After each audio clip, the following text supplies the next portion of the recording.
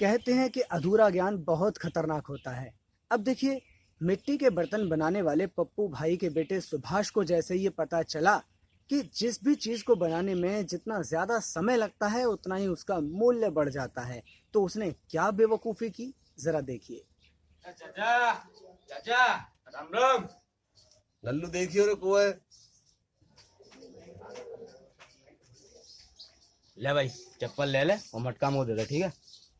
अब ये मटका भाई इतने में ना मिले वो चप्पलन के बदले में। क्यों ना मिलेगा भाई? महीने पहले तुम्हारे पापा ने चप्पल के बदले ले गए ना मटका।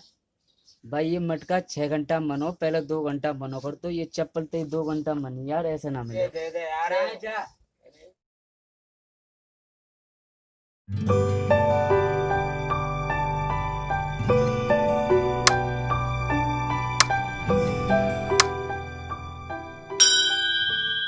अब सच बात तो यह है कि मटका कोई एक परिवार नहीं बनाता, बहुत सारे परिवार मटका बनाते हैं। और मान लीजिए कि आमतौर पर एक मटका बनाने में उन लोगों को 2-2 घंटे का समय लगता है, तो मटका बनाने में लगने वाले समय को औसतन 2 घंटे ही माना जाएगा और उसी अनुसार उसका मूल्य निर्धारित होगा। लेकिन यहाँ पर ये जो सुभाष नाम का लड़का है, इसने सोचा कि अगर मैं ज्यादा समय लगे हुए मटके को दूंगा बाजार में तो वो महंगा बिक जाएगा। ये उसकी मूर्खता थी, क्योंकि अगर किसी मटके को जो कि आमतौर पर 2 घंटे में बन जाता है, कोई व्यक्ति 1 घंटे में बना ले तो भी उसे 2 घंटे वाला दाम ही मिलेगा, और अगर वो उसे 10 घंटे में बना ले तो भी उसे 2 घंटे वाला ही दाम मिलेगा। एक मटके के बनने में अगर औसतन 2 घंटे का समय लगता है तो हर मटके के लिए 2 घंटे का श्रम समय ही स्टैंडर्ड औसत माना जाएगा। यानी बात साफ है, अगर किसी भी चीज को बनाने में ज्यादा समय लगाया जाए तो इससे उसका मूल्य बढ़ नहीं जाता है, और अगर किसी चीज को बनाने में कम समय लगाया जाए तो इससे उसका मूल्य घटता नहीं है। लेकिन किसी भी चीज को बनाने में सिर्फ इंसानी श्रम की जरूरत ही नहीं होती है, इसके अलावा कुछ कुदरती पदार्थ भी उसमें लगते हैं। जैसे मटके को देख लीजिए, मटके को बनाने के लिए सबसे पहले चाहिए होती है चिकनी मिट्टी। अब ये चिकनी मिट्टी कहाँ से आती है? मैदान में या किसी खेत में जाकर वहां से चिकनी मिट्टी को खोदकर निकाला जाता है। जब तक वो मिट्टी मैदान में मौजूद रहती है तब तक वो कुदरती पदार्थ है, उसका कोई मूल्य नहीं होता है। लेकिन जब उस पर कोई श्रम लगाया जाता है, कोई मेहनत करके उसे खोद कर बाहर निकाला जाता है, तब उसका मूल्य बन जाता है। जितना श्रम समय लगा उसको खोद कर बाहर निकालने में, उतना ही उसका मूल्य हो जाता है। मिट्टी खोदने के लिए किसी न किसी औजार का इस्तेमाल होता है। औजार क्या होते हैं? जैसे फावड़ा, कुदाल या सब्बल। ये औजार भी किसी न किसी इंसान के श्रम से बने हुए होते हैं, इसलिए इनका भी कुछ न कुछ मूल्य होता है। जितनी बार हम इनको इस्तेमाल करते हैं ये थोड़े थोड़े खराब होते रहते हैं। हालांकि इनकी बीच बीच में मरम्मत होती रहती है, लेकिन फिर भी दुनिया में हर चीज का एक न एक जीवन काल है, समय सीमा निर्धारित है। तो कुछ खास समय के बाद में ये औजार बेकार हो जाते हैं। इसलिए जब तक इनकी जिंदगी रही और जब तक ये इस्तेमाल होते रहे, तब तक इनका मूल्य बार बार मिट्टी खोदने में लगता रहा। मान लीजिए कि कोई हल है जिससे खेत को जोता जाता है, और इस हल को बनाने में 20 घंटे का श्रम इस्तेमाल हुआ था, और मान लीजिए कि पूरी तरह से खराब होने से पहले तक ये हल 40 एकड़ जमीन को जोत देता है। तो क्या हुआ इसका मतलब? इसका मतलब ये हुआ कि 1 एकड़ जमीन को जोतने के लिए आधे घंटे के श्रम का इस्तेमाल होता है, जो कि हल को बनाने में किया गया था। इसका मतलब ये हुआ कि जब जब हम 1 एकड़ जमीन से या 1 एकड़ जमीन में कोई खेती करते हैं तो उसमें आधे घंटे का वो श्रम भी इस्तेमाल होता है, यानी आधे घंटे का वो श्रम भी इसके मूल्य में शामिल हो जाएगा, फसल के मूल्य में, जिसको हल बनाने के लिए इस्तेमाल किया गया था। तो इस तरह से खुदी हुई इस मिट्टी का मूल्य कितना होगा? इसका मूल्य होगा इसकी खुदाई में लगने वाला श्रम और इसको खोदने वाले औजार को बनाने वाले श्रम, इन दोनों का टोटल सम। अच्छा, एक और बात, चिकनी मिट्टी को बनाने के लिए पानी की भी ज़रूरत होती है, और ये पानी कहाँ से आता है? पानी को पप्पू भाई लेकर आते हैं पास ही के एक तालाब से। जब तक ये पानी तालाब के अंदर रहता है तब तक ये कुदरती पदार्थ है, इसका कोई मूल्य नहीं होता। लेकिन जैसे ही पप्पू भाई इसको बाल्टी में भरकर लेकर आते हैं, इसमें 2 किस्म के श्रम जुड़ जाते हैं। एक तो खुद उनकी मेहनत का कि वो अपने घर से तालाब तक जाते हैं, वापस आते हैं, ये मेहनत लगी, तो इसका भी हम मूल्य जोड़ लेते हैं। और दूसरी तरफ वो जो बाल्टी थी जिसमें पप्पू भाई पानी लेकर आए, उस बाल्टी को बनाने के लिए भी तो किसी किस्म का श्रम लगा होगा, उस श्रम को भी हम इसके मूल्य में जोड़ देते हैं।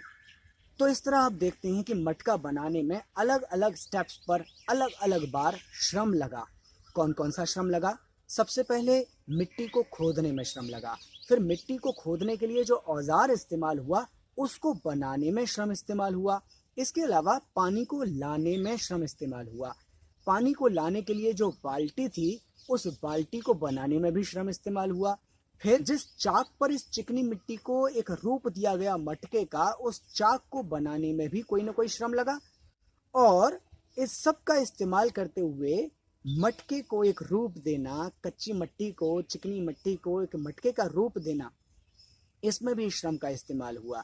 तो इस तरह के 6 किस्म के श्रम को मिलाकर हमने देखा कि मटके का मूल्य निर्धारित किया जाता है।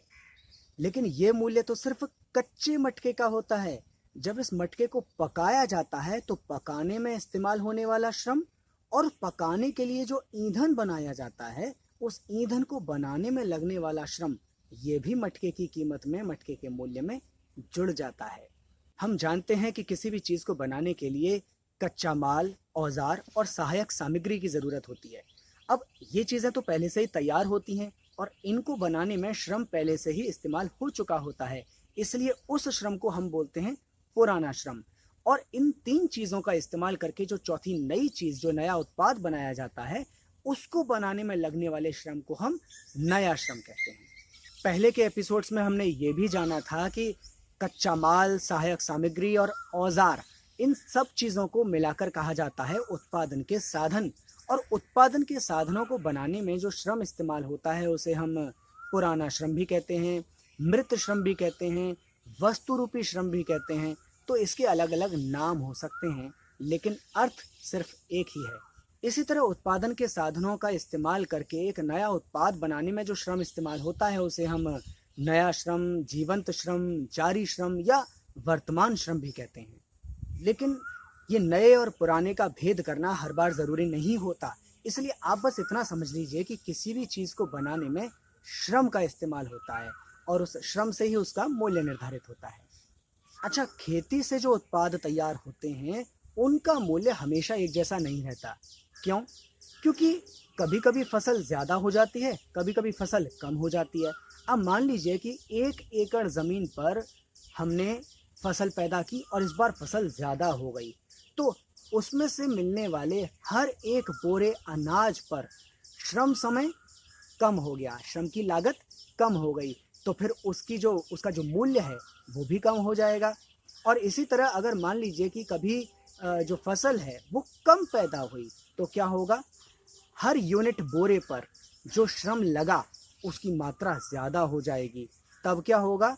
हर यूनिट बोरे अनाज की कीमत भी ज़्यादा हो जाएगी और इससे जो उत्पाद बनते हैं उनके मूल्य पर भी डिफरेंस आ जाएगा। कैसे? मान लीजिए कि इस अनाज से हम लोग कुछ खाना बनाते हैं, कुछ डिश बनाते हैं, पकवान बनाते हैं, तो अगर मूल्य ज़्यादा है तो पकवान की कीमत भी ज़्यादा हो जाएगी और अगर मूल्य अनाज का कम है तो इस पकवान की कीमत भी कम हो जाएगी।